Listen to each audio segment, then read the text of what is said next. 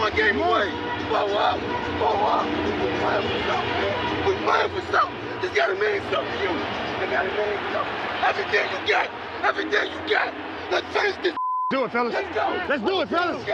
Finish 2, 3. 1, 2, 3. You ready to make history? Come on now. Yeah. You know, there's these two words. And when I say them, people get goosebumps cause they know what happens next. So without further ado, free smoke. Look. Scared cause I'm drowning in silence with bad thoughts. These days I don't have nothing to say, man, the bag talks. I put in headphones on my driver. Pull up to the spot and give a good dick and Godiva. I can't lie, I'm uninspired. No more pillow talking about nonsense. I only stick around to put some band-aids on my conscience. I don't know why I feel so bad, nigga. That's what we do, no foundation. We don't build no more, we just screw. Half a bottle of Henny, girl, I'm going with the wind. The same niggas say they happy for me, ain't want me to win. So I'm done on my friends. Don't need help popping Coronas and reminiscing. I just call up Big Bro J and say it's time for venting. If I live forever, I hold this hate for some centuries. You don't know how much I have you doing what it meant to me, but motherfuck all that. I don't even offer up the time to make the call back. Stupid Lodo, if they don't get the picture now, man, I crop them out of the photo. I can't relate to my peers. Been doing this shit for years. I'm motivated by fears. I took the wheel and I steer. My sound not dictated by fuck boys in Atlanta. Stay gifted like this album was ghost written by Santa Bars forever, like they decided to throw me under slammer. Every song's a hit like they picture me underhanders. I could drop 1,000,000 songs, but they never gon' understand us. Soapbox sermons for niggas never giving chances. Fight our whole lives to get these weak ass advances. Work twice as hard for the shit that they getting handed. And this ain't even nothing we chose, nigga, we branded. Still can't tell why all of these niggas mad at me. I'm trying to get 100 so I can put my team on salary. Give it all to the art, man, I turn my life to a gallery. Man, damn, what a fucked up masterpiece. 1,100 shots and I swear, man, I felt them all. If we ain't even good on our blocks, man, who can we call? Pre-decline state of mind, we broke crabs in the barrel. Got us fighting our folk, man, this shit just a life of peril. Winning has a price. And leadership has a price. Y'all be asking that same question, how does it feel when we lose, bro? How do you think? You know what I'm saying? I gotta come up with another question than asking how does it feel when we lose, bro. I'm tired of hearing that. Ladies and gentlemen, welcome. Either welcome back or welcome. Whichever one. If you're returning, welcome back. If it's your first time, welcome to another episode of the Recap on Saints World. I appreciate you for joining me. What week is it? Week 7 or 8? Lordy. Anyways, I've been gone for a little minute, probably around like a week and a half, 2 weeks. The kid had COVID. I had COVID and I had the flu. At first, I didn't even know I had COVID. Well, I didn't know I had either of the two at first. I was up. You know what's crazy? I was up for 2 nights in a row, it felt like. And I worked them days. And then Saturday, when I went over to my homie house, as I was walking around the house and whatnot, out of nowhere, like my body just gave out on me. I don't even know why. Like I didn't know why at first. Like my body was just in so much pain. And so I went home. I didn't even realize how little energy I had at the moment. Like how my energy was depleting quickly. So I got home. I ended up laying down thinking to myself, like I should be all right in about 2 to 5 minutes. Well, I just kept getting worse. Way worse. And so by, I want to say about 3 hours later, I kind of knew that I had probably had the flu. That's what immediately had popped up in my head. Like I'm starting to get symptoms of the flu. Like my throat had started being clogged up. Couldn't breathe good. So I've been dealing with, I'm seeing heart specialists and whatnot right now because my heart ain't doing what it's supposed to do. But I'm good though, I think. But the flu really fucked me up right there, right? So once I realized I had the flu, which was 2 days later, I wasn't getting better. But when I usually had a flu, towards the end of it, I know how I start to feel once it's like leaving my body. But over that week, when that week had ended, I wasn't feeling better. I was feeling worse, actually. Like I was feeling like it got worse. You know how you go to sleep when you're sick and you like, okay, I should be better each day when I wake up. Yeah, I was getting worse each day that I woke up. Like way worse. I woke up about 3 days later. After that week of me knowing for a fact I had the flu, I woke up a couple days later in the midst of that. And I didn't have energy. Like I wanted to get up, but I couldn't get out of my bed for like 2 to 3 hours because my body just did not have any type of energy. And when I finally got up, I barely could stand for longer than a couple minutes because my body just didn't have the energy. I was having a hard time breathing, and breathing was way worse at this point in time. I was drenched in sweat because I was having heat flashes the entire time. Could not breathe out of one of my noses because one of my noses was always clogged up. Throat was hurting, so couldn't eat because swallowing food and stuff like that hurt real bad. So I'm like, shit, I might got to go to the doctor. Actually, what happened was I went downtown to my probation office, and they were like, yo, you need to go to like Novant or something like that. So I ended up going to the doctor, and I found out that I had COVID. So I had COVID and the flu. I was extremely dehydrated, even though I was drinking water and whatnot. The flu and COVID mixed together was just running through me. I cannot imagine what would have happened if I did not go to the doctor sooner. And I cannot imagine. I don't take medicine and shit like that. When I get sick, I thug it out. I actually took medicine this time when I had the flu because I could tell this one was way worse than any flu that I had ever caught. Like my body just could not, I couldn't produce energy. Like my body would not give, I had no energy whatsoever. And I'm saying I had no energy, but it was like way worse than not having energy. Like I could barely stand. I could barely walk. I didn't feel like talking. I didn't feel like I was sleeping a lot during these past 2 weeks. Getting up, walking 2 feet was draining for me.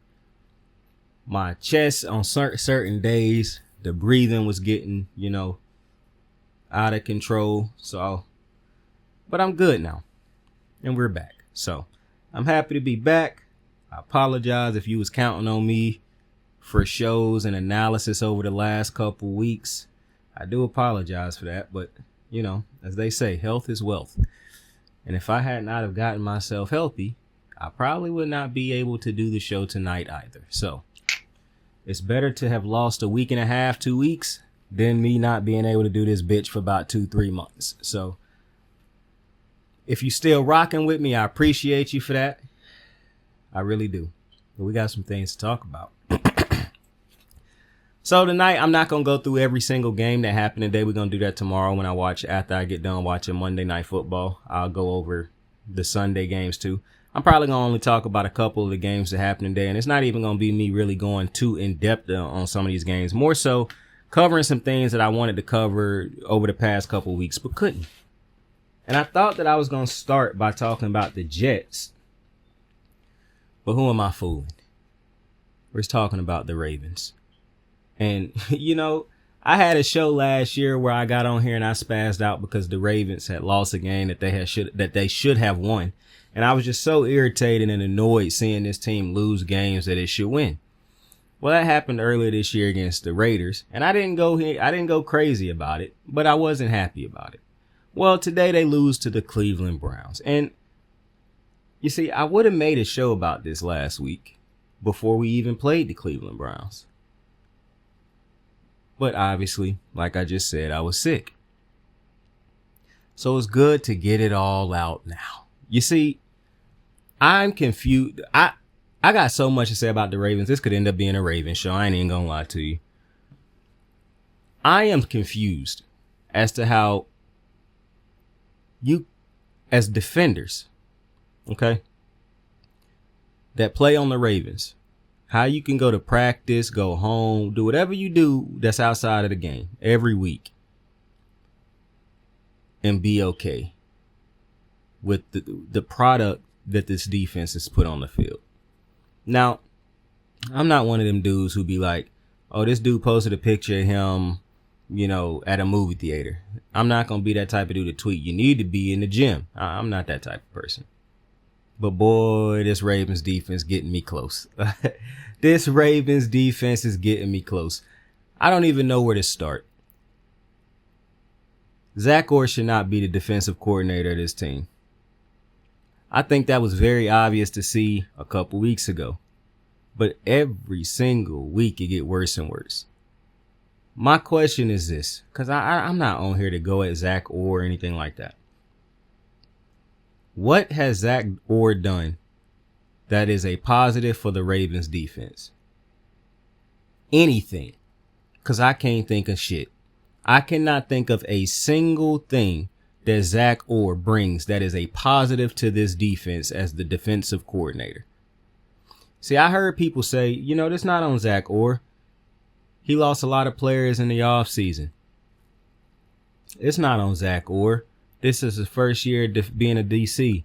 This not on Zach Orr. The players not doing their job. This not on Zach Orr. This and this other issue is a thing. Yeah. I'm not trying to hear none of that. I'm not trying to hear any of that.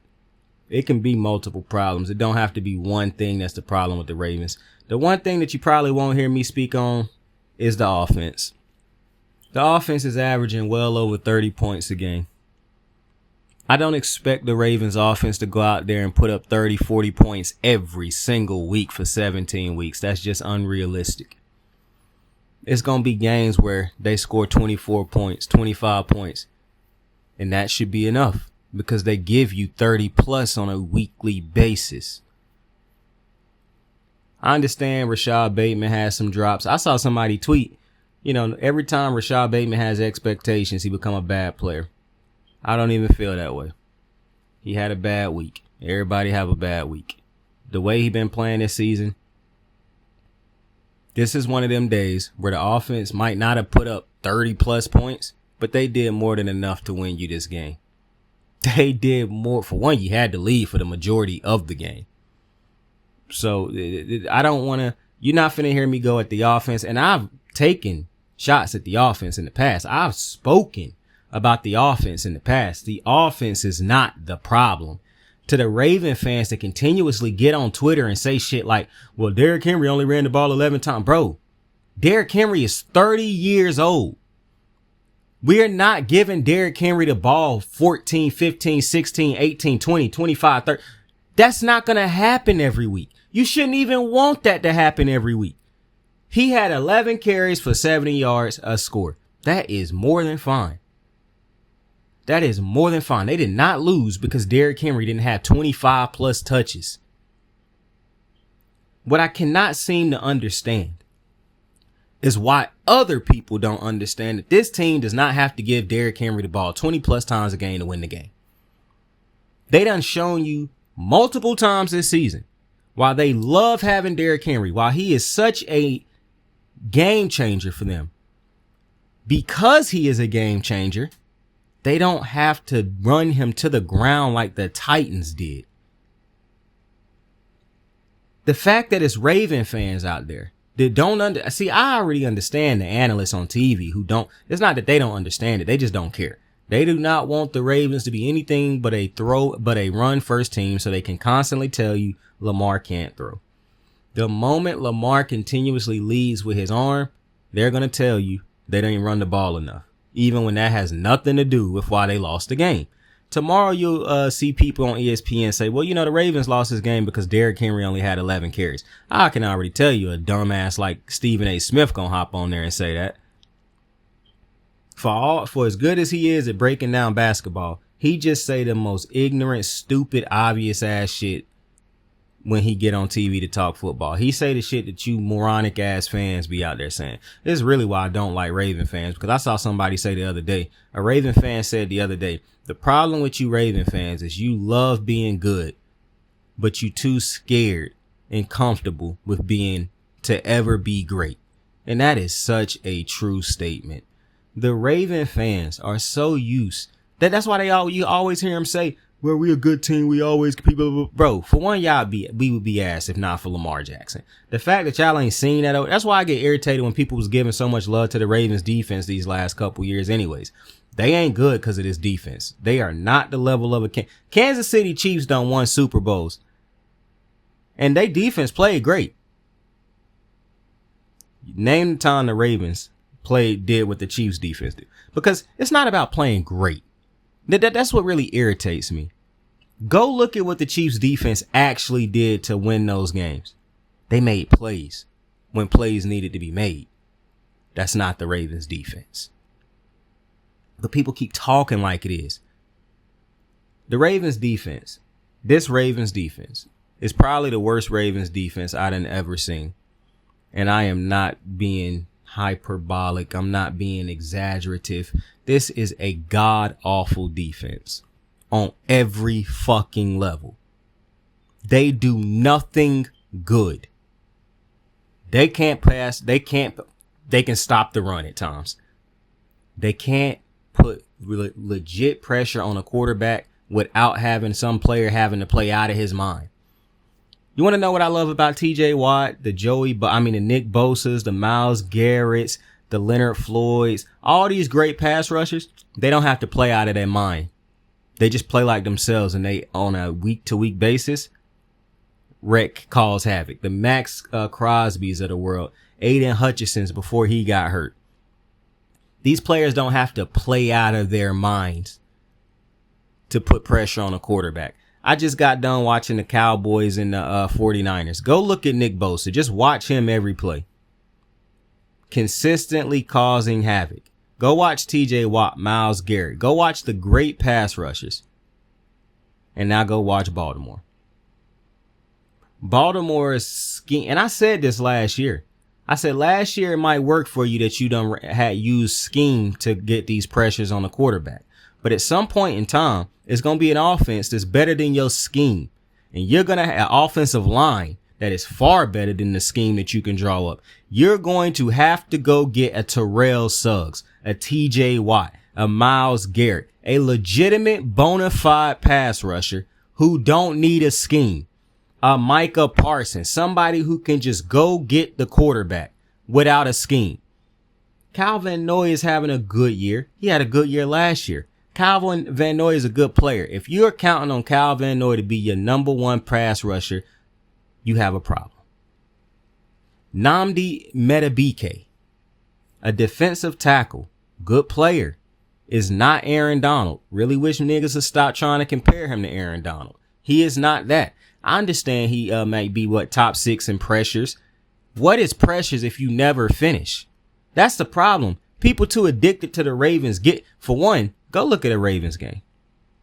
Look at how ugly it look at these dudes pass rushing. It's almost like they don't even have pass rush moves. And it really seems like the only time the Ravens get the pass rush home anyways is when teams have to throw the ball, so they know the team throwing the ball. And a lot of those times they still don't get there. The play got to break down for them to finally get there. It was multiple times where they should have sacked Baker Mayfield and didn't. Baker Midfield and didn't. It was multiple times a day where they should have sacked Jameis. Well, let me take that back, because they didn't even provide any type of pressure against Jameis today. It's a reason every single quarterback that played against the Ravens that wasn't Josh Allen that had their best game of the season against the Ravens. Now, the last time I checked, the offense ain't the team that's got to go out there and do that. And the Ravens are not a team that has no wins, meaning the offense done their job for the most part. This defense has not. One of the things that's really annoying with me that I hear a lot is, well, the Ravens record is yada, yada. That ain't got shit to do with the defense. Go look at them games. They tried to let the Cowboys come back and win. They tried to let the Bucks come back and win. They let the Raiders come back and win. They couldn't get a key stop against the Chiefs. Time after time after time. Shit, go look at the AFC Championship game. You need one stop.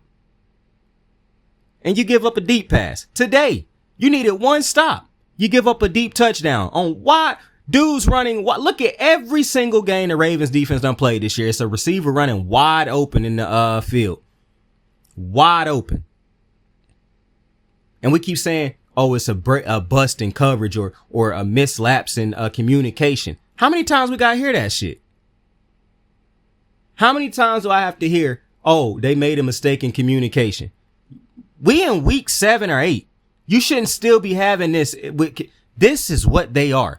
It is not no break in communication, lack of communication. No. The Ravens defense is bad, undisciplined, and just not talented enough. For one, the undisciplined part is the biggest problem because you just see on a week to week basis, the Ravens players defense specifically just do undisciplined shit left and right.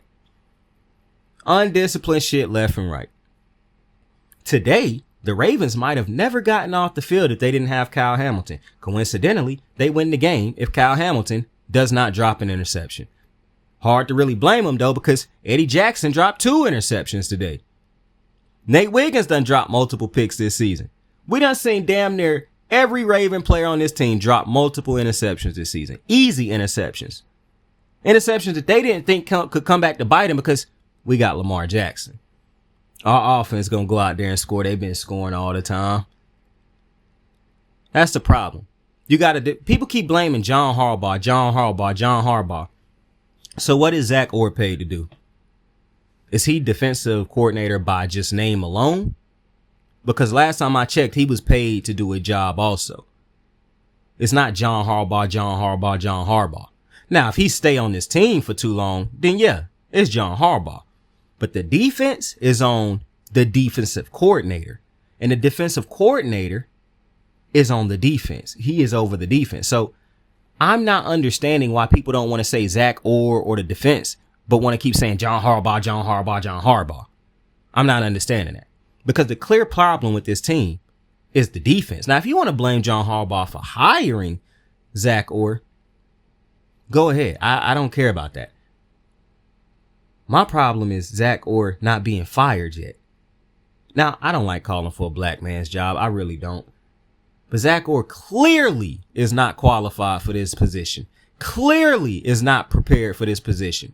Clearly is not ready for this position. And when you are the Baltimore Ravens and you claim to want to be, or you claim to be a Super Bowl contending team, how can you watch this defense do what they do on a week-to-week basis and say that you legitimately are trying to win a Super Bowl?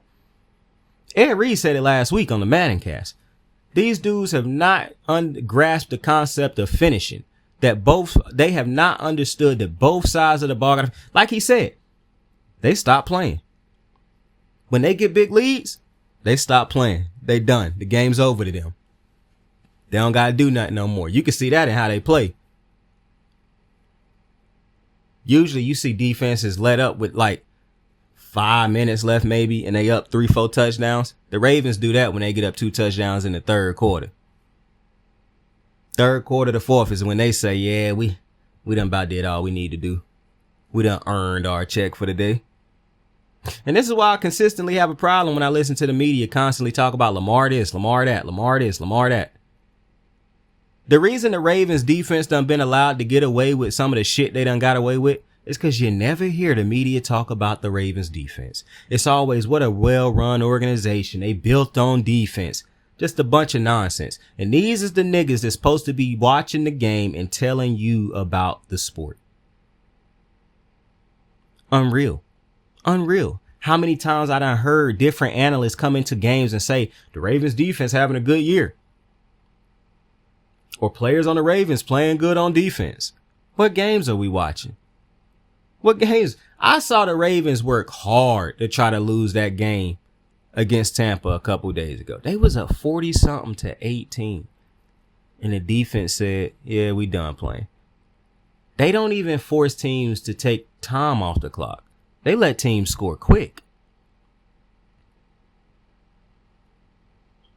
And this is why I got irritated last year when Shannon kept saying shit like, can the Ravens not score too? My guy, when you put up 30 to 40 fucking points, I shouldn't have to keep scoring. I don't understand this thought that that a defense should never have to do their job. That if the other team is scoring, both teams should just keep scoring. No. That's not. Niggas get paid, bruh. See, this is really something that really grinds my gears because I done heard that shit so much where it's like, well, why didn't the offense score? What are you talking about? We got 30-something fucking points. Every game can't be a shootout, my guy. I understand shootouts. Don't get me wrong. I understand when a game is a shootout. Cincinnati, Baltimore, that's a shootout. I get that. You can't have a shootout with every fucking quarterback you play. And that's exactly what the Ravens defense is letting out. That's exactly what the Ravens defense is allowing. Basically to have a shootout every week. Where if we don't got the ball last, or if we wasn't up by like 3 scores with 5 minutes left, we probably not gonna win. You can't live like that. And somehow, Eric DeCosta, a guy who can make a difference when it comes to this shit, he see this on a week in, week out basis. A year in, year out basis. He knew coming into this year he didn't have a legitimate pass rusher who could beat a scheme, who didn't need a scheme. He knew that. But the Ravens continue to spend their money in older players. Marcus Williams was benched today. Eddie Jackson looked just as worse. But I remember saying a couple weeks ago, the problem with the Ravens defense is the backups ass too. So you got starters that shouldn't be on the field, but you can't even take these niggas off the field because the backups shouldn't be on the field either. What is the Ravens defense? What have the Ravens been doing?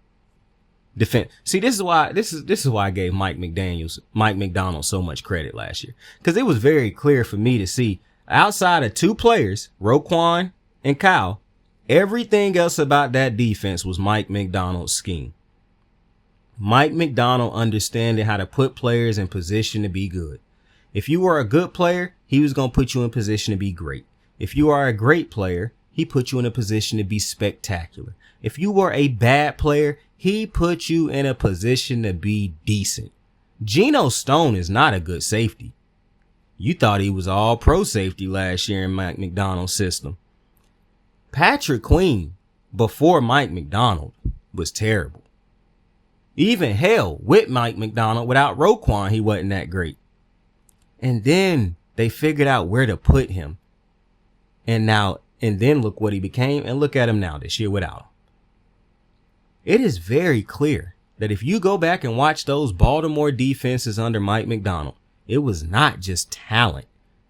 I can argue, as good as Roquan was in Chicago, he haven't had a year like he had with Mike McDonald. Kyle Hamilton was not an all-pro when Mike McDonald first got him. He became an all-pro under Mike McDonald because Mike McDonald knew how to get the most out of his best players and how to get shit out of the other ones. Zach Orr is getting nothing extra out of his players. Not to mention, I love Roquan. Roquan is the second best middle linebacker in the league behind Fred Warner. And last year I would have took him over Warner, but it's no shot I'd take him over Warner right now. Why is that? Because look at how McDonald used Roquan. Look at how Zach Orr is using him. Zach Orr I don't understand, for one, why he keep taking him out of the middle of the field. That's the first thing that's confusing to me, because as bad as the middle of your defense is right now, why do you keep taking your cover linebacker who can cover? It is more of a tackler than a cover, but we've seen he can cover. Why do you keep taking him out the middle of the field? Yes, your corners get beat religiously if they name not Marlon Humphreys, but you keep taking all the extra protection out the middle of the field. You run a 2 safety high set, neither of them 2 safeties is good. And you constantly have Kyle Hamilton playing down in the boxes like another linebacker. Today was probably the most I done seen Kyle Hamilton be used in coverage. So you turn Kyle Hamilton into basically a Jamal Adams. Again, I ask, what has Zach Orr done that is a positive for this defense? His scheme does not get pressure on the quarterback. His scheme is now starting to not stop the run. His scheme is by far the worst passing scheme I think I've ever seen. Not to mention, his play calling is atrocious. This nigga don't know what to call on third down. So your defense always got communication issues. Every week, your defense of secondary give up a big play.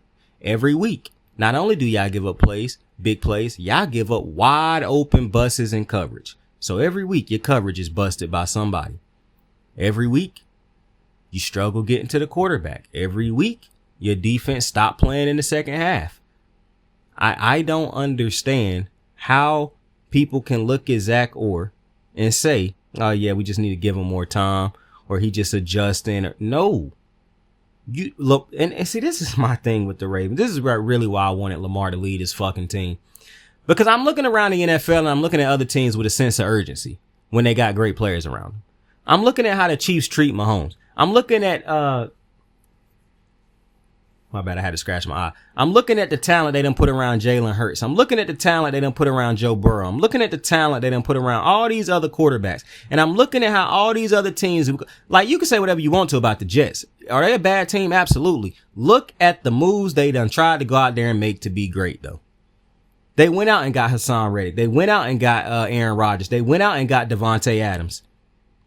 They went out. I'm not using Tyron Smith. He is not a good player anymore, but well, he is still a good player. So let me ask you, so they went out and got Tyron Smith. The fact that it's bad teams that are trying to be good, and the Ravens continue to say, we got Lamar Jackson, so we'll be fine. Newsflash. Lamar ain't got a Super Bowl yet. So to continuously say to yourself, we got Lamar, he'll figure it out, is ignorant. This nigga is chasing a Super Bowl, and he don't even probably don't realize how much he doing it by himself, because the Ravens are always actively working against this man. Either they don't give him shit to work with on offense, or now you look at this pathetic ass defense. And this is another problem I'm having. It's not getting better. It's not. You can argue that the only reason they looked good against Josh Allen is because Josh Allen don't have weapons. And I'm still shocked they didn't fuck these dudes up, because I'm looking at what all these other average quarterbacks done against this defense. They are incapable of stopping a fucking nosebleed at this point. They can't stop it. They wouldn't stop for a fucking stop sign at this point. The defense for the Ravens is so fucking bad. And the fact that nobody gets on TV and just annihilates this defense for how bad they are. And that's probably my problem with quarterbacks. You see, when a quarterback play bad, niggas get torched on TV. But look at how bad the Eagles defense was god awful in that playoff game last year. The Ravens are worse. See, the Eagles just couldn't tackle. The Ravens can't do shit. Oh, they got one good tackle. Well, they got two tackles, but outside of Roquan, and like I said, as much as I love Roquan having a iffy year in my opinion. If you really watching it, I know people gonna watch the numbers and try to argue with you, but watch the games. And I don't even blame Roquan. Zach Orr is not putting him in favorable positions. Zach Orr ain't putting none of these niggas in favorable positions. I can't understand for the life of me how Marcus Williams is still on the field. He has been horrific. He is ranked as one of the worst. I think he is actually 77 of 77 safeties. Eddie Jackson is worse. And both of them keep playing high minutes and high leverage situations for a team to say they trying to win a Super Bowl. See, this is my problem. When fans get mad when players leave teams. Because I would get the fuck out of Baltimore. If I'm Lamar Jackson, I just can't deal with this. You niggas took forever to get me weapons. Now I gotta deal with this defense. I was so happy they showed that clip of Lamar Jackson getting irritated last week against with his defense, because they just kept giving up scores. Game should have been over, should have been a blowout, should have been trying to kneel this thing out to win it. But the fucking Bucks kept fighting because they knew the Ravens defense was going to keep giving them scores. They knew the Ravens defense was just going to keep letting them get chunk plays walking up the field. And every week, somehow, I ain't seen a nigga get fired. I ain't seen nobody get demoted. I ain't seen no help come in. I don't even know why Dean Pease came in at this point, because now they even worse. And I'm not putting none of this on Dean Pease. I'm just saying, what did he exactly come in to help Zach Orr do? I have seen no positives in the Ravens defense. None. Nada. Zilch. The only thing that even hold them together at times is that they do have Kyle Hamilton. They do have Roquan Smith. They do have Marlon Humphreys. But now Marlon didn't play today. I don't understand how you can say that you are a Super Bowl contending team and can continuously watch this defense do what it does. And this ain't just no 1 year thing. Eric DeCosta knew he needed a pass rusher 3 years ago. I find it very annoying that Eric DeCosta and the Ravens love to bitch about money and the cap and shit like that, but they will throw money at bad players in a hot second. And see, this is I got a family member who is very cheap, right? And I'm always irritated when they try to say, well, you know, if you was just cheap, like if you buy $100 pair of shoes, they'll be like, well, I could have bought 20 pair of shoes for $100. Yes. And all of them would have been bad quality. And that's why your feet always hurt. If you want to be cheap, but don't force that shit on everybody else. You see, my problem with the Ravens is that exact problem. They are cheap and they are forcing that on Lamar and everybody else. And they got you moronic ass Raven fans thinking, oh yeah, we doing everything. What? Listen, what would it have been if they had actually spent money on an all-star pass rusher? Because I done heard Eric DeCosta lie to you niggas before and say, well, you know, we spend this type of money on a high level player. We don't know what we're going to get from him or yada, yada, yada. I done seen more high level players go to a different team and produce than the bad players that you just got to guess on. That's what I know. They could go out and try to make a trade for Myles Garrett right now. They know they need Myles Garrett. You think they're going to? Think about all the high leverage pass rushes that's been traded to different teams. Not even like the best of the best pass rushers, like the B-level pass rushers that's done been traded over the last couple years. Name one that the Ravens went out and got. Yannick Ngakoue didn't do shit for the Ravens a couple years ago and haven't been doing nothing in the league since. They went out and brought him back. Equivalent of when they brought Dez Bryant out of a 2-year retirement to say that we got Lamar Jackson some help. I don't understand for the life of me how this team can continuously say we are trying to win a Super Bowl, but then you try to justify the moves that the Ravens have made. They took forever to go get a legitimate running back to help Lamar Jackson. They went forever to go get a receiver to help him. They took forever to fix up his offensive line, and I still ain't sold on the offensive line, to be completely honest with you. The Ravens defense is infuriating because you look at a team, you look at that offense, and you just see the defense actively do everything in their power to lose them games on a week-to-week basis. And you just say to yourself, how the fuck is these two teams going to the same practices? How are they being coached by the same coach? How is the defensive coordinator being coached? Like, how is he under the same dudes that's employing this offense? Because it seems as though, to me, it's expectations for that offense, but absolutely none for the defense. And I keep hearing John Harbaugh say shit like, we're going to figure this out. You know, I trust the defense. How? How the fuck can you say that? And I like Harbaugh, but how the fuck can you keep coming out there saying that on a week-to-week basis? I understand saying like, oh, we got problems and this and that, not going to do shit. I get that. I get going out there and killing your players in the media is not what you want to do. I get that. I get you not going to go to the media and say Zach Orr is a problem right now. I get that. But what does it do to continuously lie? You done been saying for weeks that the defense going to get better. They haven't. They haven't. You kept saying Greg Roman would get better. He didn't. You went to Todd Monken and now you are reaping the rewards of that. How do you not see that Zach Orr is a problem? You made a bad hire, bruh. It is what it is. You never gonna bat 1,000. But letting this nigga stay as the DC is gonna cost you out this Super Bowl. Because this offense is good enough to go win a Super Bowl. But this defense isn't. And I've said it multiple times. You don't even need a great defense. You need a defense that can get stops in big moments. Do you understand now why I'm so frustrated with this team? I don't even care that these niggas ain't a great defense. They do nothing. The little things they do bad. They do the big things even worse. They don't get stops in the big moments. They give up plays, and then Lamar got to still come try to save them. Today, all these niggas had to do was hold them to a field goal. I didn't even expect for these niggas to stop them from scoring.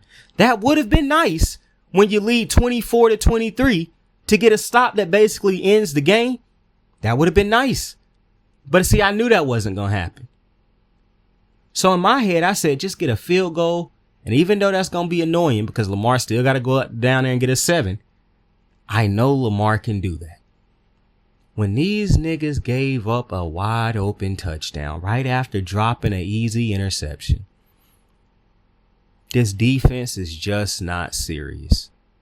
And I wish I could put into words how I'm truly feeling, because it's not even it. I am angry. I am infuriated with watching this Ravens defense, but you're not understanding this.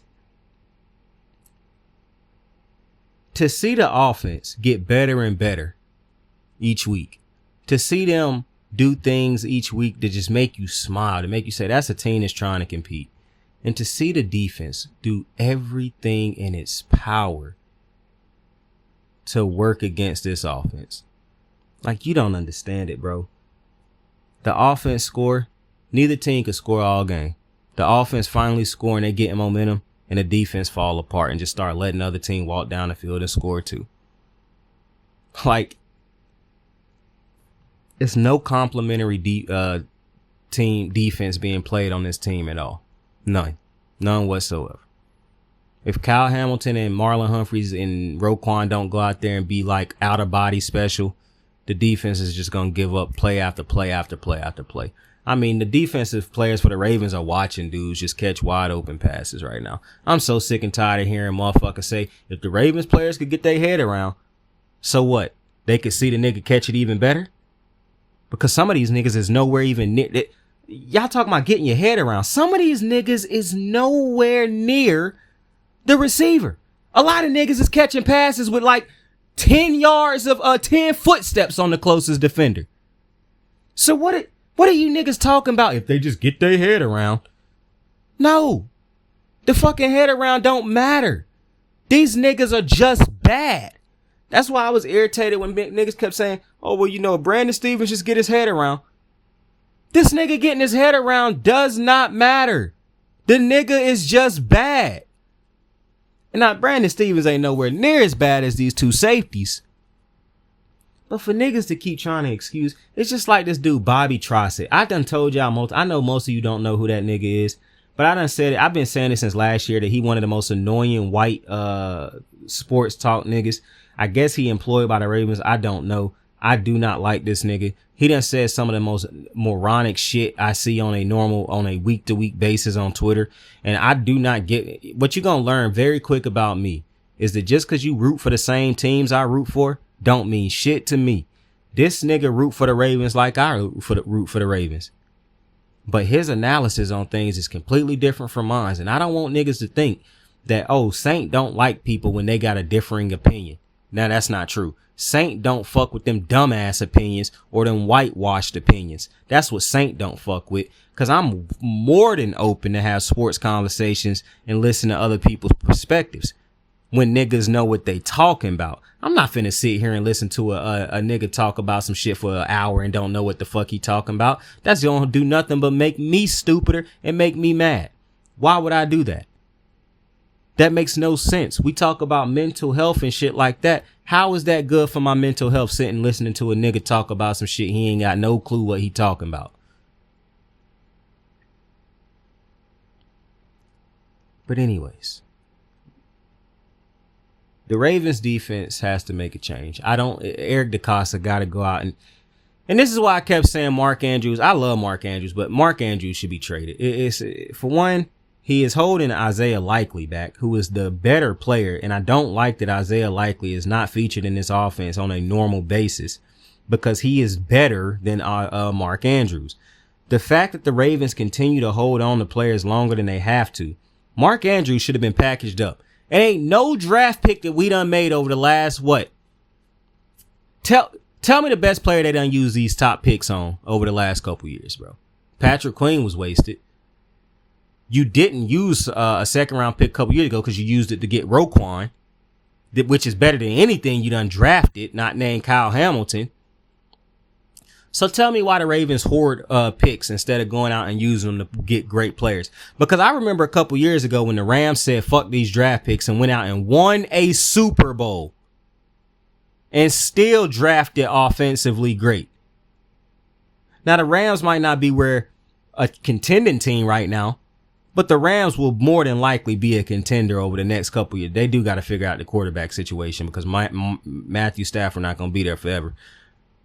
But look at what the Rams done to put people. The Rams still defensively just god awful to me, but that's because they still rebuilding that core. But look at the different pieces they done drafted. Look at who the 49ers done drafted over the last couple years. Look at who the Chiefs done drafted over the last couple years. They are drafting players that legitimately help them get to where they want to get to. Or they are trading for players to help them get to where they need to get to. But for some fucking reason, Baltimore is above all that. Baltimore can't go spend on a proven receiver. They too good for that.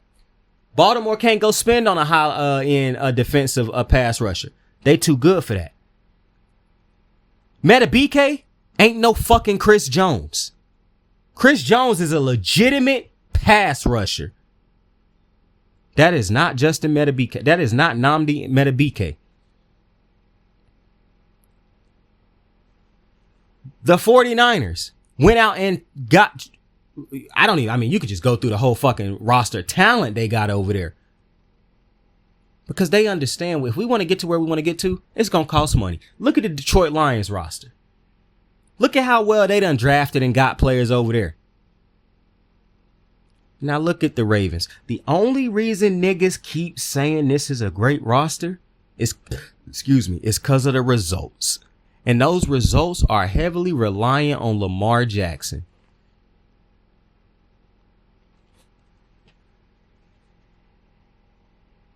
The Ravens are a terrible defense. And they are costing this offense in ways you can't even understand. The offense is yet to make enough mistakes that cost this team. The offense has not had a week yet where you could look at the offense and say, well, they lost because this offense just couldn't get going. It's just not true. The defense is so far and away worse than it was last year. But we so far past that. I mean, it's laughable even bringing up what they were last year. And to me, it's laughable saying that they're not better than last year because, duh. It's embarrassing even mentioning that this defense in the same sentence as the one we saw last year. And my biggest fear is, and this is probably why I done become detached from sports on an emotional level, in a sense of, we lose, we win, I'm the same person, yo. I'm still gonna get on here and talk sports. It's nothing that can happen to the Ravens or in sports for me right now that can make me sad enough to not get on here or something like that.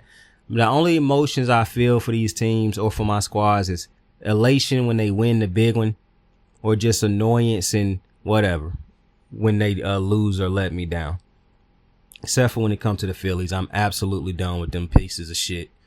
I am only repping the Dodgers from here on out. I've been telling y'all for a long time, the three teams I grew up watching dead ass all the time was the Yankees, the Dodgers, and the Phillies. The Phillies and the Dodgers ended up becoming my team. But I am no longer a Phillies fan. I am scrubbing any bit of Philly fandom I've ever had. I still love Roy Halladay and Cliff Lee, but fuck the Phillies and Zach Wheeler. That's my guy. But aside from that, I've never seen a team disappoint me more in this lifetime. When I go to the grave, I'm almost certain them niggas will still be letting me down. So, outside of the Phillies, no, and now the Phillies cannot even get me to that level anymore. But yeah, it's just, I'm so detached because it's hard for me to look at this and say, man, I want this team to win as much as the GM do, because I'm seeing problems and that. And I'm like, God damn, he's seeing what I'm seeing and he ain't doing shit about it. He's seeing what I'm seeing, and instead of him trying to fix it, he gonna say, we can't afford to fix it. Oh, Lamar makes so much money. Like, I'm looking at the 49ers and other teams Figure out ways to get talent. But I got to constantly hear the Ravens say, yeah, we can't afford this. We can't afford that. It's not a team that's serious about winning. And to me, that is just, I think what infuriates me the most about it is I can see how much Lamar Jackson want to be a champion. And then to me, it is so obvious that the Ravens head management and the defensive players do not give two fucks about him being a champion. They don't. And that's the difference between the Chiefs and the Ravens. Those defenders on the Chiefs want more than anything. Probably more than they wanted for themselves. They want Pat Mahomes to be great. And I love niggas like that because them the type of dudes you need on your team. Them the type of niggas that understand the mission. They not trying to be the greatest nigga all time because they already see that that's the greatest nigga all time. And if I do my job, this nigga gonna look out for me forever. This dude gonna love me forever if I just do my job to help him be great. If I'm playing with Pat Mahomes, I'm doing everything in my motherfucking power to make sure this man is successful. Clearly, that's not the case for the Ravens. Clearly. These niggas talk like they love Lamar. They talk like they don't want to let Lamar down. And then they go out there and let him down on a week-to-week basis. That's why I get tired of hearing all the shit they say in the media. I don't want to hear that shit. Because it's a week-to-week basis. It's a week-to-week thing. Nothing's changed. Things have only gotten worse. And these defenders walk around laughing and shit like that, like it's all sweet, like it's cool. That's crazy to me. You know how the media is going to talk about this man, Lamar Jackson. And y'all go out here and do this same shit every week. Y'all see how hard this man working for y'all. And y'all go out here and do this shit every week. It's annoying. Really is. I don't got shit else to say about the Ravens, bro, because it's just going to be me on repeat. A broken record type shit. But I watched the Cowboys and I watched the 49ers game tonight. And I must say, man, Fred Warner, Fred Warner, Nick Bosa, those are a hell of a play. Those two players right there, those are unbelievable players. Just phenomenal players. Watching them two players tonight do their thing. Trent Williams also, a hell of a player. The Cowboys season is over. Now, I could have told you that a couple weeks ago, but, you know, it is what it is. But the Cowboys suck. And I understand the Cowboys got injuries. That's just how that script ended up playing out. But I told you in the beginning of the season that the Cowboys more than likely was going to have a rough year. Because I told you before, I looked at the schedule and I made an informative opinion. Dak Prescott don't beat good teams. Dak Prescott don't beat good quarterbacks. They had to play a lot of those this year, which let me know this wasn't going to be one of them years where Dallas got to beat up on bad teams. And it turns out that this ain't one of them years where Dallas can beat up on bad teams. Listen, I think Dak's a good quarterback, but like I done told you before, to me, Dak is Baker Mayfield. To me, Baker Mayfield is Brock Purdy. To me, Brock Purdy is Matthew Stafford, Jared Goff. Obviously, you know how I feel about McDaniels and Jordan Love, even though Jordan Love going to have to clean up some of this play. But Matthew Stafford and Jared Goff, I'm about to take them out of the even though I still think Jared Goff is a system player. He is by far the best system player in the NFL right now to me. And Matthew Stafford just it was because he do so much stupid shit. Because I watch Matthew Stafford a lot because he played for one of the teams I watch. But I forget at times, as stupid as some of the decisions that Matthew Stafford make, he is still better than a lot of these quarterbacks in the NFC. Like I would easily take Matthew Stafford with talent around him over a lot of the other quarterbacks in the NFC. That is just, it's not even close. When I look at Matt's play, when Matt is at his best, it's not too many quarterbacks in the NFC, if any, that I would take over him, not named Jordan Love. And I would probably take him over Jordan Love, too, when he on his shit. Because Jordan Love on his shit will probably still throw the ball to you probably 2 times. So he got to clean up the interception problem. I do not want that to be the thing that halts his greatness, him throwing it to the other team too much because his arm talent. But if you can't beat the 49ers, this version of the 49ers, Dallas has never beaten the 49ers. And to me, that is a bigger problem with Dallas. I don't care about nothing that happened with the 49ers in this game. The 49ers going to be fine. If you Dallas, you're not. Because you couldn't beat this team when they were healthy. Now you got your ass beat. Well, you didn't even get your ass beat because Kyle Shanahan. I'm going to get to Kyle in a minute. But you should have got your ass beat by this team tonight. And they ain't even got all the pieces at their disposal. That is a problem. Dak Prescott. I done said it multiple times. He don't beat good teams. He don't beat good quarterbacks. And that has not changed. Dak Prescott doing that shit at the end of games where the game is over and he pile up the stats. I don't care about that. I care about what this nigga does throughout the duration of the game when the game is still in reach. And most of the time, against great, name a game where Dak Prescott played against a great quarterback or a great team and actually played good for the first 2 quarters. I will sit here and wait an eternity because you're not going to be able to find that game. And the Eagles do not fucking count. They play them niggas twice a year. They should know how to play against the Eagles and other teams in their division. When they play against great teams outside of their division, how does Dak look in the first 2 quarters? Because, you know, people I understand that we say the last quarter is the one that matters and yada, yada, yada. My nigga, getting off to a good start and not putting your team in a hole matters also. It's like I told that Cowboy fan like a month ago who kept trying to argue me up and down. He tried to argue me up and down and he got mad and in his feelings and shit because he felt like I was taking shots at Dak. But it's like I told him. What I'm saying is a factual statement because you can't disprove it. I can go get you the facts to prove what I'm saying. And what I'm saying is no longer, nigga try to tell me I didn't know the difference between, you know what I don't like? When I'm talking to somebody online and I hit they goofy ass with a great little comeback and then they try to steal the comeback in some way and try to reword it. That shit, man, nigga, you don't even understand how irritating that is. That shit happened to me a lot where I hit a nigga over the head with something smart and they'll be like, and then they come back either that next comeback or 1 year later, they'll try to say what I said.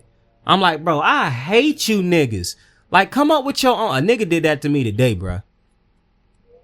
It was a dude on Twitter today that had me about ready to pull up to his crib in whatever state he was in. He about had me ready to pull up on his goofy ass.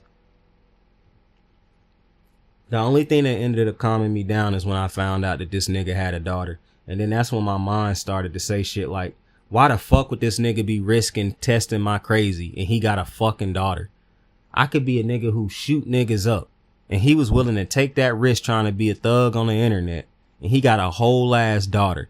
This is why you know niggas ain't got their priorities straight. If I got children, you think I'm finna be sitting around on the internet arguing with random niggas, not knowing what they capable of? This is my problem with these internet niggas, bruh.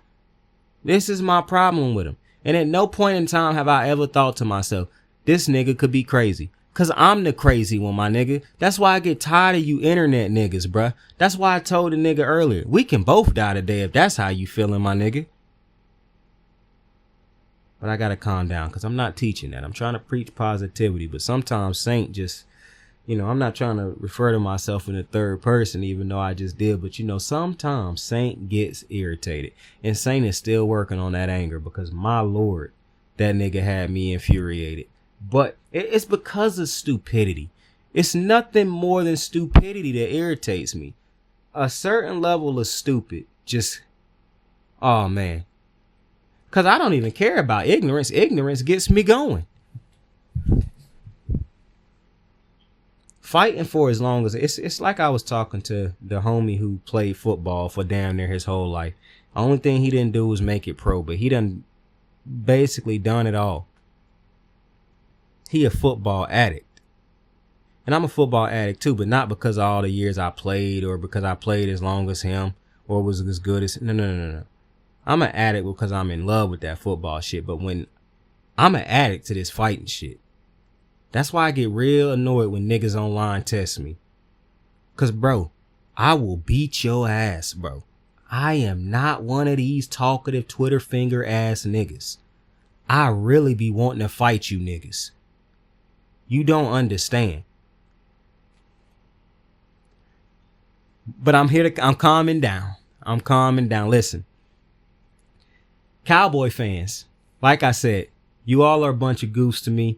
I don't know how you guys, people keep telling me that Jerry Jones is the problem and his old racist ass is a problem, but you guys are also a problem.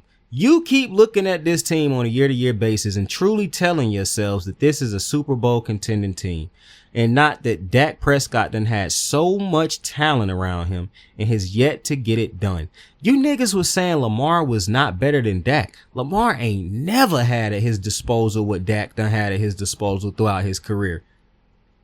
Yeah, I think it's unfair that he got a great running back. Dak had prime Zeke and weapons. And it was a second or first round exit in the playoffs. Like, the playoffs is not even what I care about when it comes to Dak, because I'm never going to try to just dumb down people's career to just the playoffs. I understand you play other games than that. I'm not Nick Wright. I don't have a bias or a beef with none of these players to where I'm just going to try to use a small sample size of their worst problems and try to kill them for it. I'm not going to do that, because you got to play great in the season to get to the playoffs. So I'll never disrespect how great players are in the regular season. I'm never going to do that. Dak Prescott don't beat great teams in the regular season. That's my pride. That's the only reason I can tell you exactly what Dak is. That's the only reason I can tell you what. This is why I've been breaking down Dak the way I have. You think I want to talk bad about a black quarterback? I don't like doing that shit. But I know what Justin Fields is. It's not coincidence that Russell Wilson in the pass offense looked way better. Niggas, I mean, people be thinking I want Dak to fail. Why would I want that? I don't want that nigga to fail. I'm just watching him and I understand he don't really show up to the dance against the great teams, but he is very confident against the bad ones. And I don't know if that's a product of playing in a bad division all these years or what. But Lamar Jackson wasn't in the AFC for 3 years before he started playing great. He was playing great as soon as he got his first full season. It's not, to me, in this day and age when you got Lamar Jackson, Pat Mahomes, Josh Allen, it just ain't hard to see the great quarterbacks. It's not. It's really not. And I think that the Dallas Cowboy fans want Dak to be great because of some of these numbers he put up. But it's a good system against bad NFC teams, brother. I'm sorry. I have no disdain in my body for the Cowboys. I don't like Cowboy fans. I'm starting to realize that. But aside from that, I don't know what you want from me. I'm telling you exactly what the Cowboys do on a year-to-year basis. And not being able to stop the run, not being able to stop the pass, and all that other type of shit. The way that we use that to cover up the Cowboys' biggest true problem is annoying to me. This is why I don't like sports media. Because the biggest problem is exactly what Shady done told y'all the problem was. But niggas keep saying that LaShawn McCoy is a hater. No, he is not. The biggest problem with this team is Dak Prescott. If you gave Pat Mahomes the exact same teams that Dak done had in the past, do you think Pat Mahomes would have not won with those teams? Josh Allen, Lamar Jackson, Joe Burrow. Now, Joe Burrow wasn't the tricky one because niggas will say, well, look at the talent he got right now and he ain't done shit with it. I get all that. But do you believe Joe Burrow would have at least made a Super Bowl appearance? Because I done seen what he can do with the talent he got around him. You think some of them Cowboy teams that Dak done had, Joe Burrow wouldn't have been able to figure out how to get them to the Super Bowl? I saw what Jalen Hurts did with talent. Like, we don't see quarterbacks on a normal basis have the type of talent around them that Dak done had throughout his career. But when we have, most of them teams done got to a Super Bowl. Josh Allen ain't never had at his disposal what Jalen Hurts and I don't really think Pat Mahomes done had it either, but people keep arguing me up and down that Pat Mahomes has had that type of talent. To me, when they had Tyreek Hill and Travis Kelce at the same time, that is not the same as some of these offensive weaponry we see in the NFC or with the Bengals. To me, or with even the Miami Dolphins. Like, Pat Mahomes has never had 2 ones on his offense and a great tight end and a great running back and a great offensive line. He has never had all those things at the same time. And matter of fact, he ain't never even had like 3 of those at the same time. He got a great offensive line right now. You can't say that that's a great receiving core. That's not shit. Travis Kelce had his best game of the season today, probably. And even he ain't what he used to be. So I just think it's easy to see when a great I understand that you could say Dallas doesn't have. Well, no, you can't. Go look at some of these. Go look at the playoff games. Dallas's defense done. If Dak Prescott had came to the game ready to play in some of them games, they win them. Then in some of them games, the defense did their job. Dak and them just didn't do theirs. Like, to me, this has not been a case of the Dallas defense being god awful. This has been a problem with Dak don't show up to these fights. We about to have a shootout, and he brought a bow and arrow, and every other nigga in here got an assault rifle. This is a problem. I don't know how y'all blame Mike McCarthy. You blame Jason Garrett. You blame everybody but Dak. This is on Dak. Dak has to raise his level of play. It's very simple to me. Now, I want to turn real quick to Kyle Shanahan, because I don't know who the fuck Kyle Shanahan thought he had playing quarterback tonight. And that is not me taking a shot at Brock Purdy, because if you watch the show, you know I like Brock Purdy. But I don't know who the fuck he think he had playing quarterback. I don't know who the fuck he thought he was coaching out there tonight. Kyle Shanahan damn near cost him this game because of his moronic ass play calling. Bro, it's multiple times where just run the ball and pick up the first down. Why are you letting Brock Purdy roll out, throw dumbass passes and shit like that? This is not on Brock Purdy. Brock Purdy should have thrown some interceptions tonight. I don't know what's up with this D. Now, it was legitimate plays tonight where if the defense just turned the fuck around or turned their head, they probably would have got an interception.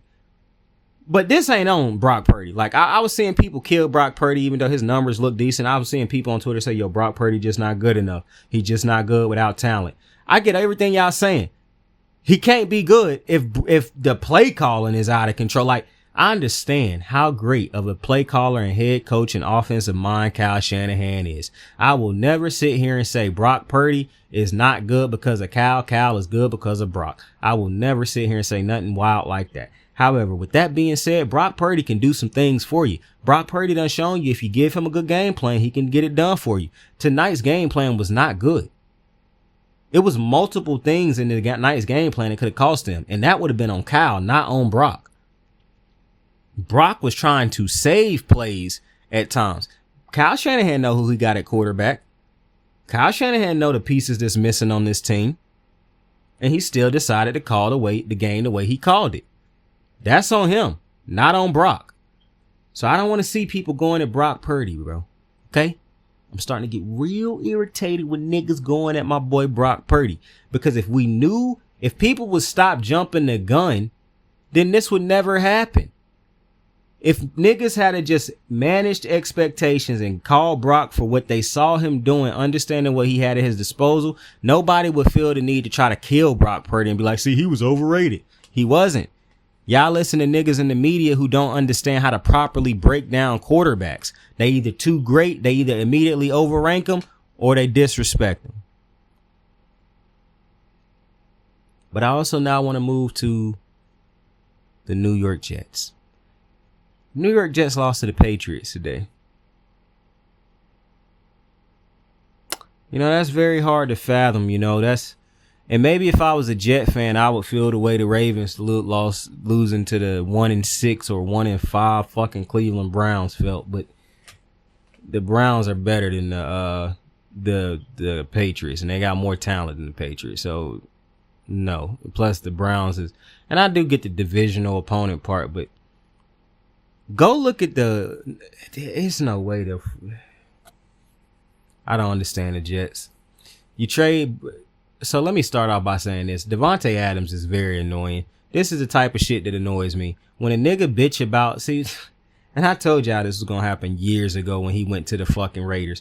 Because unlike everybody else, I didn't think it was smart to go to the Raiders. You leaving Aaron Rodgers in the Packers to go to fucking Derek Carr and the Raiders, bruh. That is insane. And now you leave the Raiders to go to the fucking Jets, knowing that Rodgers might only be there for 1 year. I don't understand how a nigga can say he want to win, he want to be successful, he hunting a Super Bowl and do shit like this. This is the type of shit that irritate me. See, this is that Dame Lillard ignorant shit.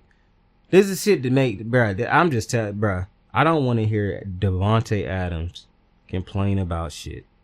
If I hear this nigga complain about winning at any point in time, ever again, I'm liable to lose my motherfucking mind. Because you have chosen to be a fucking loser for the last couple years. You made 2 decisions to lose. Live with it. Now, to the Jets. When they fired Rob Saleh, I'm not gonna lie to you, I still don't give a fuck about that. Because like I said, Rob Saleh is still the head coach that was in charge of his team doing what they did or treating Zach Wilson the way that they treated that kid. That is never gonna sit right with me. Rob Saleh was the maniac who allowed that to happen. That nigga shouldn't be a head coach in the NFL. With that being said, 2 things can be right. He shouldn't be coaching. Well, at least I'm not going to say he should never coach again. Everybody deserves a second chance except if you do certain type shit. But sometimes you want to go where everybody knows your name. Anyways, everybody deserves a second chance if you don't do no off the wall reckless type shit. And then sometimes you can do some reckless shit that's not like super wreck. I'm not getting into this. Listen, Rob Saleh, if he can learn from this first go round as a head coach, then sure, he can get another job. I care less about that. But to say he shouldn't have lost his job because he was just some good hit, no, that's just not true. 2, the Jets deserve everything that they are getting. They went after him and did not want Lamar Jackson.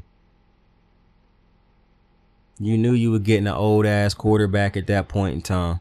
I do not feel bad for the Jets. They went out and traded for Hassan Reddick knowing that nigga wanted a new contract and they thought they was going to get him to play without it. That is on them. They went out and got Devontae Adams knowing that Devontae Adams is not what this fucking team was missing. That is on them. Aaron Rodgers, for the last couple years, I have not heard about a roster or a locker room he done been in that's been a good one. That is on the Jets. And I get trying to go win a Super Bowl, trying to go put together a team that you think could bring you championship glory.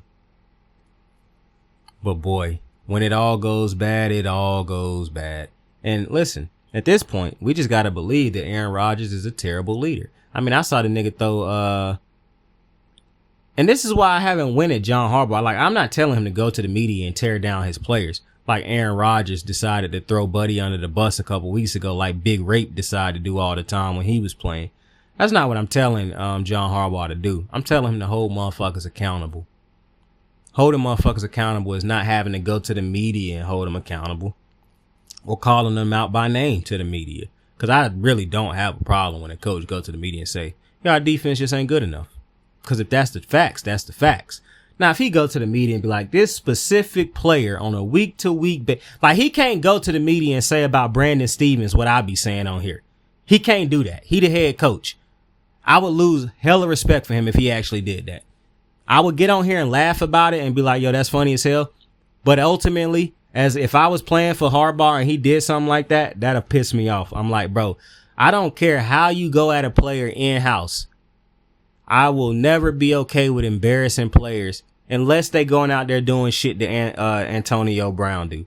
Now, when Antonio Brown want to make an ass of himself, then you can go ahead and follow up. I have no problem with that. But aside from a rare situation with a goofball like that, I'm never going to be okay with throwing people under the bus. So Aaron Rodgers' old ass throwing niggas under the bus is not a shocker to me. That seems to be what these old white quarterbacks not named Brady and Manning do when they get older in their careers. They seem to like throwing niggas under the bus and shit. So, you know, Ben Roethlisberger and Aaron Rodgers, who would have known it?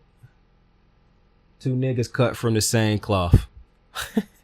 Mike Williams, you a better nigga than me though. I'm a keep it a buck with you. You a way better man than me because the way I would have acted after Aaron. Shit, I'm playing for a whole new set of, I'm playing for new teams at this point because, yeah, you're not going to be. And then this is my thing about calling players out in the media. It's one thing to want your players to be accountable. It's another thing to have your teammates feeling like, man, that's Aaron Rodgers, so I got to take the blame because I can't blame it on him. Like, my niggas, they don't revere you, bro. They at this point seem to fear you. Mahomes dudes seem to revere him, want to make him happy. These niggas is playing like, bro, if we don't make Aaron Rodgers happy, he gonna throw us under the bus. My nigga, you're a bitch for making players feel like that. Any nigga who make anybody feel that type of way, use a hoe. I'm just saying. It's my personal opinion. I don't like it. And I don't like that Aaron Rodgers can just get away with this shit. This like the third year in a row we done heard him being a bad teammate, bro. Or having a bad locker room, basically. And he supposed to be the leader.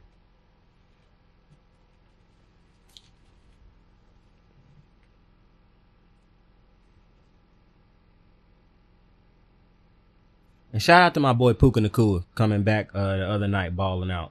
Shout out to my boy. I still love my Rams. I was watching the Rams on that Thursday night, and I literally said to myself, I just cannot give them up. Like, I'm probably never going to love the Rams more than the Ravens. Who knows? Hey, I might end up rooting for them long enough to where they just become side by side like the Ravens. But obviously right now, I got the Ravens tattooed on me. I don't imagine I will ever get a tattoo of the Los Angeles Rams on me. But who knows? Because I'm a Laker fan, I'm a Dodger fan, I'm a Sparks fan. Only reason I never rooted for a LA team in football because it wasn't one there.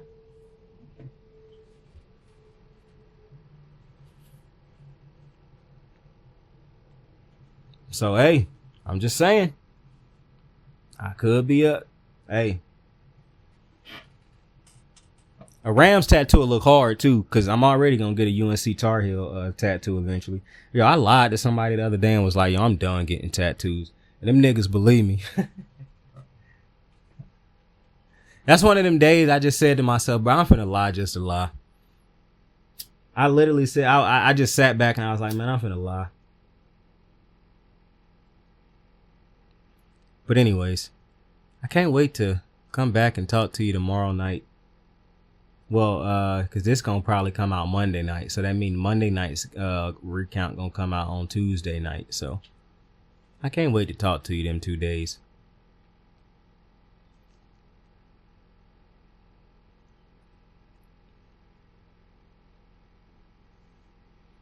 The NBA is back. Isn't that nice?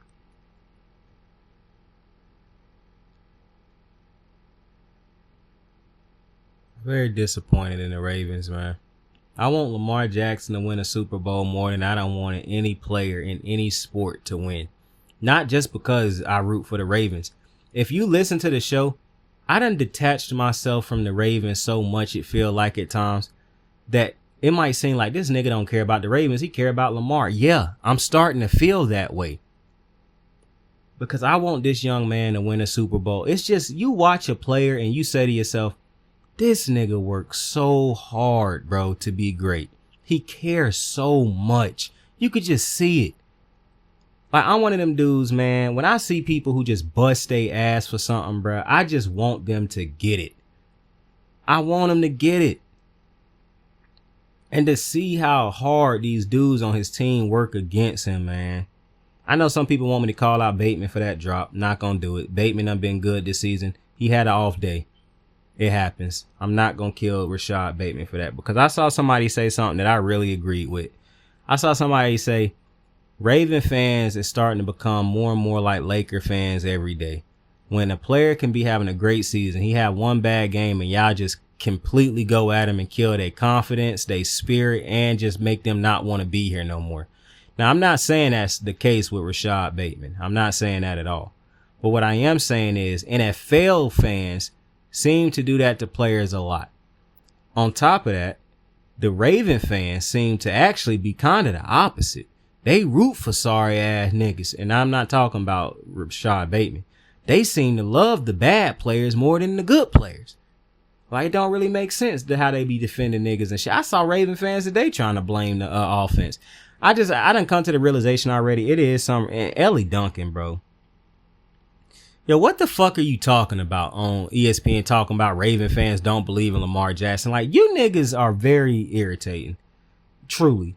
You niggas are truly irritating on ESPN. Like, some of the shit that I actually be wanting to say about you niggas, I can't even say on here. I really can't. But boy, Henry, I'm telling you, bro, one day when we got a studio and we in there doing a show, some of the shit that I'm gonna say about these niggas when the camera is not rolling, bro. Oh my God. Maybe I'm gonna be a changed person by that point in time, so that maybe those thoughts won't be in my head. But boy, these niggas is so irritating. And some of the shit, cause I talk a lot of shit in my normal day life, but I always say it's two sides of a joke, bro. Well, at least when it come to me. I know how to say things that'll make niggas laugh, and I know how to say shit that will make a nigga legitimately piss him off or her and make him want to fight me. I also know what to say to make a nigga say to themselves, yeah, I don't care, and then think about that shit when they go home. In fact, I got a good little story before we get off of here, and I think I probably done told this story before. But I was at work one day, and I was in a truck with one of the women who I was in a truck with a woman who I fuck with, and me and her was talking and whatnot, and then somebody had came to our truck. One of my homies had came to our truck, and me and him started talking shit to each other, because that's just what we do. We like talking shit to each other. You could call it joning, whatever you call it, where you at. We was just talking shit. That's what we call it, talking shit to each other. And we call each other a bitch, a hoe ass. We just call each other a lot of stuff, but it's never personal. We never get hyped up about it or anything like that. Like, not to mention, me and my boys is solid, bro, because we ain't never got mad at, well, I do have one homeboy who'll do this, but for the most part, none of our homies, like, when we mad at each other and shit like that, none of us be like, man, nigga, you a bitch, and be like meaning it and shit. Like, we never do that. We call each other bitches and shit all the time, but like, not in a mean, hateful way. So me and him was starting to talk shit, and when he walked, before he even walked away, she was like, damn, y'all just be talking to each other like that? And we was like, and she was like, y'all don't want to fight each other and shit? I was like, hell no, why the fuck would we want to fight each other? I was like, that's my brother, bro, what the hell? And he was like, yeah, why the fuck would we fight each other, bro? He was like, we ain't like females where y'all can't talk to each other in no type of way before y'all try to fight each other. And so she say,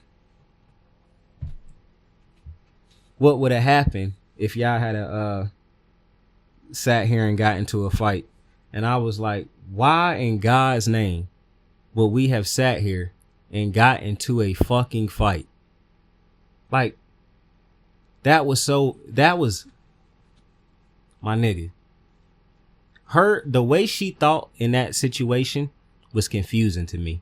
So then when he left the truck, she asked me again, she was like, you don't think about, like, he might take one of them jokes to heart?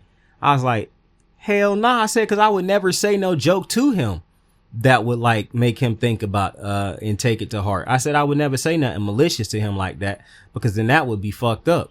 And she was like, well, sometimes what if it slips sometimes? I was like, it's not going to. I said, cause I got 3 jokes. One that I'm gonna tell to keep the mood light and shit like that, like me and my homie joking.